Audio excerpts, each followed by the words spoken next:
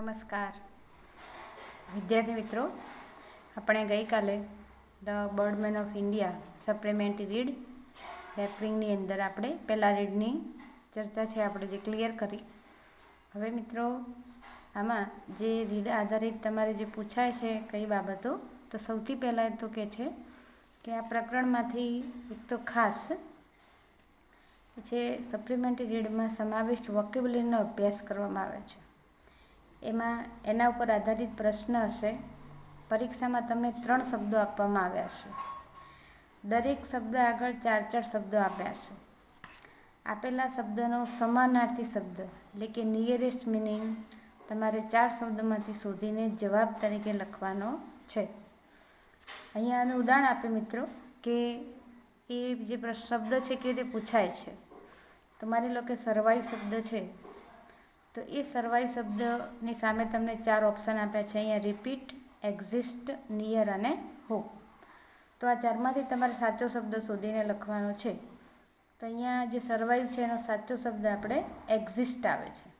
એટલે આપણે આ રીતે તમારે જવાબ લખવાનો રહે છે. તમે ટેસ્ટની અંદર પણ મિત્રો જવાબ લખો છો કે 4માંથી સાચો જવાબ આ રીતે લખાય. કેટલાક મિત્રો 4 ઓપ્શન લખીને પછી સાચા ઉપર રાઈટ કરે છે, પણ એ સાચી મેથડ નથી.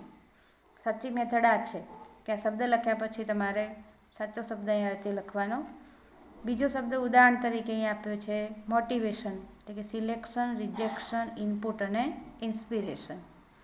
તો આ 4માંથી જે શબ્દ સાચો હોય આપણી સામે લખવો પડે. મોટિવેશન શબ્દ છે એની સામે ઇન્સ્પિરેશન આવ્યું છે. તો મિત્રો દરેક રીડની અંદરથી આપણને કેટલાક એક્સરસાઇઝના ભાગરૂપે સમાનાર્થી શબ્દો, નિયરેસ્ટ મિનિંગ કહો કે એ સમાનાર્થી એટલે કે સિનોનિમ બોલો, બધું સરખું છે. તો અહીંયા આપણને આજે તમને હું લખાવું છું કેટલાક શબ્દો, એ ડિસ્કસ કરી અને સાથે તમારે પછી લખવાના છે. તો તમારે મિત્રો આ રીતે ટાઇટલ આપવાનું કે સિનોનિમ્સ વર્ડ્સ સપ્લિમેન્ટરી રીડ. એમાં આપણે રીડ નંબર 1 લખી દેવાનું. અહીંયા તમારે 1 લખવાનું છે. જેમ તમે પાઠ ચાલ્યો એમાં કેટલાક નવા શબ્દો પણ લખ્યા હતા. હવે જો નવા શબ્દો ન લખ્યા હોય તો કેટલાક શબ્દો અહીં આપ્યા છે, એમાં આપણે પછી આ સિમિલર વર્ડ પછી તમને કરાવી દઈએ. તો કે છે જે સિમિલર વર્ડ છે એમાં રીડ 1ની અંદર સર્વાઈવ પહેલો શબ્દ છે. સર્વાઈવ એનો મિનિંગ છે ટકી રહેવું. એના માટે અહીંયા છે એક્ઝિસ્ટ અને લીવ. 2 શબ્દો છે, 2 શબ્દો ખાસ લખી દેજો. સર્વાઈવ એટલે એક્ઝિસ્ટ અને લીવ. બીજું છે ઇન્ડેવર એટલે કે પ્રયત્ન, એટલે કે ઇફોર્ટ. આ શબ્દનો ગુજરાતી મિનિંગ છે પ્રયત્ન અને ઇફોર્ટ. તમે જે ટેક્સ્ટબુકના જે શબ્દો છે પાઠના, એ પાઠ ચાલે છે એ પ્રમાણે શોધીને લખશો તો ચાલશે, અને આ શબ્દોનું ગુજરાતી પણ લખશો તો પણ ચાલશે. ત્રીજો છે મોટિવેશન એટલે કે પ્રેરણા. એના 2 સમાનાર્થી શબ્દો છે એન્કરેજમેન્ટ અને ઇન્સ્પિરેશન. પછી છે વર્થ વાઇલ એટલે કે મહત્ત્વનું. એનો સિમિલર શબ્દ આવશે ઇમ્પોર્ટન્ટ. પછી ટુ ગીવ અપ એનો સિમિલર છે લીવ, એ ખાસ લખો. પછી નોલેજ એટલે કે એક્સેપ્ટ. આ શબ્દ મિત્રો વારંવાર બોર્ડની પરીક્ષામાં પણ આવે છે, એટલે ખાસ થોડું રાઇટ કરવું એના ઉપર. પછી ટુ એક્વાયર એટલે કે પ્રાપ્ત કરવું. ગેટ અથવા અચીવ. ગેટ એટલે પ્રાપ્ત કરવું અને અચીવ એટલે પણ પ્રાપ્ત કરવું. પછી ઓપોર્ચ્યુનિટી છે એટલે કે તક અથવા ચાન્સ કહીએ એમને. હાર્ડશીપ એટલે કે તકલીફ અથવા મુશ્કેલી. ઓપોર્ચ્યુનિટી શબ્દ લખાઈ ગયો હશે મિત્રો. પછી તક એનો સિમિલર ચાન્સ છે. પછી હાર્ડશીપ એટલે કે ટ્રબલ, ડિફિકલ્ટી. એના પછીનો શબ્દ છે મિત્રો ઇન્ક્લિનેશન એટલે કે ડિઝાયર, ઈચ્છા. પછી છે એક્સપેન્સિવ એટલે કે અહીંયા કોસ્ટલી, મોંઘું, કિંમતી. પરસ્યુટ એટલે કે વ્યવસાય. વ્યવસાય માટે શબ્દ છે ઓક્યુપેશન. તો મિત્રો આ રીતે તમારે આ રીડની અંદરથી સૌથી પહેલું આ સિમિલર વર્ડ આ રીતે પૂછાય છે. પહેલાં રીડના આપણે આટલા શબ્દો લખશું. ત્યારબાદ મિત્રો સમરી રાઇટિંગને તમને થોડી સમજૂતી આપી દઈએ. તો સમરી રાઇટિંગ કઈ રીતે લખશો તો એનું આપણે જોઈએ અહીંયા. હવે જે સમરી રાઇટિંગ છે એમાં તમારે નોટબુકની અંદર ટાઇટલ આપી દો સમરી રાઇટિંગ. હવે એમાં એક પેરેગ્રાફ છે મિત્રો દરેક તમારી જે ગાઈડ એટલે કે ડાયજેસ્ટ કહેવાય, કોઈ પણ તમે વસાઈ હશે, એમાં દરેકની અંદર દરેક રીડમાંથી એક સમરી રાઇટિંગ અને ફકરા ઉપરથી પ્રશ્નો જવાબ એટલે કે કોમ્પ્રિહેન્શનના પ્રશ્નો પણ આપેલા હશે જ. તો કે છે તમારે ખાસ આ સમરી રાઇટિંગ તો તમને લખાવું છું આજે, પણ પછી જેમ જેમ રીડ ચાલશે એમ તમારે એમાંથી કોઈ પણ એક પેરેગ્રાફની સમરી રાઇટિંગ લખવાની રહેશે. આ સમરી રાઇટિંગ પછી તમારે ખાસ કે છે કે કોઈ પણ એક ફકરો અને એના પ્રશ્નો જવાબ લખવાના છે. દરેક મિત્રોને સમરી રાઇટિંગ અને પેરેગ્રાફ એમની ગ્રામરમાંથી અથવા તો એમની જે ગાઈડ છે એ ગાઈડમાંથી આ વસ્તુ મળી રહેશે. હવે મિત્રો જે સમરી રાઇટિંગ છે એનું ખાસ ટાઇટલ આપી દઈએ, અને ટાઇટલ આપ્યા બાદ આપણે આ રીતે તમારે લખવાનું છે. પરીક્ષામાં પેરેગ્રાફ પૂછાય છે અને મોસ્ટલી લગભગ પહેલું રીડ વધારે આવે છે, એટલે તમને આજે હું આ પહેલાં રીડ વિશે લખાવું છું. એટલે તમારે રીતે લખવાનું છે. એમાં દરેકનો પેરેગ્રાફ અહીં કે છે, orphan at a very young age, Salim Ali was brought up by his maternal uncle. As a child, Salim was give an expensive air gun as a present and spent all his time shooting sparrow around the house. One day he noticed that one of the sparrow he had shot at had a yellow throat. પછી full stop આવશે. He couldn't hold his curiosity and approached his uncle. His uncle, who was equally clueless, took him to the Bombay Natural History Society, કૌંસમાં લખવાનું છે BNHS, in the hope of finding an answer. There, the honorary secretary W.S. Milliard told him that the bird was the yellow-throated sparrow. Milliard also told him about the variety of sparrow. That day, Salim decided that he was going to be an ornithologist.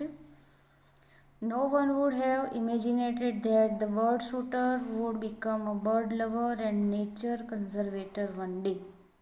મિત્ર, તમને આવી રીતે કોઈ એક paragraph આપ્યો છે. આજે આપણે આ પેરેગ્રાફ તમને આપ્યો છે, તેમાં તમે લખ્યો કે આ પેરેગ્રાફમાં તમને આ રીતે લખાયું છે. હવે જવાબ કેવી રીતે લખવો, તો મિત્રો ખાસ પહેલાં આન્સર કરીને લખવાનું છે. પછી આ ફકરો જે છે એની અંદરનો સારાંશ, સમરી એટલે સારાંશ આપણે લખશું. હવે તમે આન્સર કરીને પછી આ પેરેગ્રાફ લખો, એની પહેલાં ટાઇટલ આપવાનું. તો સૌથી પહેલાં ટાઇટલ આપી દો કે આ પેરેગ્રાફનું ટાઇટલ શું છે. કેટલાક મિત્રો આ ફકરો લખ્યા પછી પણ ટાઇટલ લખે છે. જો છેલ્લે લખો છો તો આ રીતે હાઇલાઇટ કરવાનું ખાસ, કે તમે જવાબ લખો તો જવાબ ચેક કરતી વખતે તમને સૌથી પહેલું જવાબ ચેક કરીને તમારું ટાઇટલ જ દેખાય. ભલે તમે પેરેગ્રાફ લખીને ટાઇટલ છેલ્લે લખો છો તો પણ, એટલે એને હાઇલાઇટ ખાસ કરવું. હવે જવાબની અંદર આપણે તમે ફકરો લખવાની શરૂઆત કરીએ તમે તો લખો. એની અંદર કે છે કે સલીમ અલી વોઝ ઓર્ફન.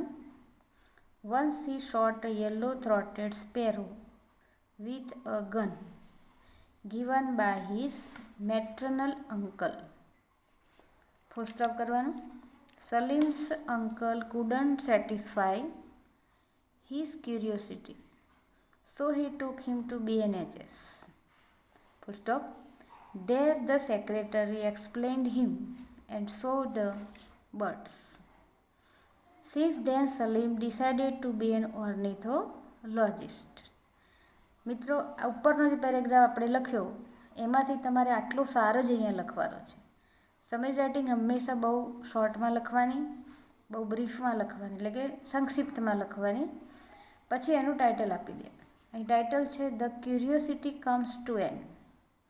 હવે આ પેરેગ્રાફ, જો આ જ પેરેગ્રાફ પરીક્ષામાં આવે તો તમે આ ટાઇટલ જેટલા પેરેગ્રાફ લખો છો એનું ટાઇટલ તો ખાસ તમારે ફરજિયાત યાદ રાખવું જ, કે જો ઓર્ફન એટ વેરી યંગ એજવાળો પેરેગ્રાફ આવે તો આપણે એનું ટાઇટલ આ જ આપવાનું છે કે ક્યુરિયોસિટી કમ્સ ટુ એન્ડ, એટલે કે આતુરતા છે તમને અંત સુધી પહોંચવામાં મદદરૂપ થાય છે. એટલે આ બધી વાતો પેરેગ્રાફમાં આવે એમાંથી જેટલી મહત્ત્વની લાગી એટલી જ તમારે સારાંશમાં લખવાની રહેશે. મિત્રો તમે 11મા ધોરણની અંદર સમરી રાઇટિંગ પણ જે પેરેગ્રાફ છે એટલી લેન્થમાં જ જવાબમાં લખતા હતા, પણ હવે આ 12મું ધોરણ છે એટલે સમરી રાઇટિંગનું મેઇન જે મિનિંગ કન્સેપ્ટ શું છે સમજીને હવે બહુ શોર્ટની અંદર જ તમારે જવાબ લખવાનો અને એનું ટાઇટલ આપવાનું.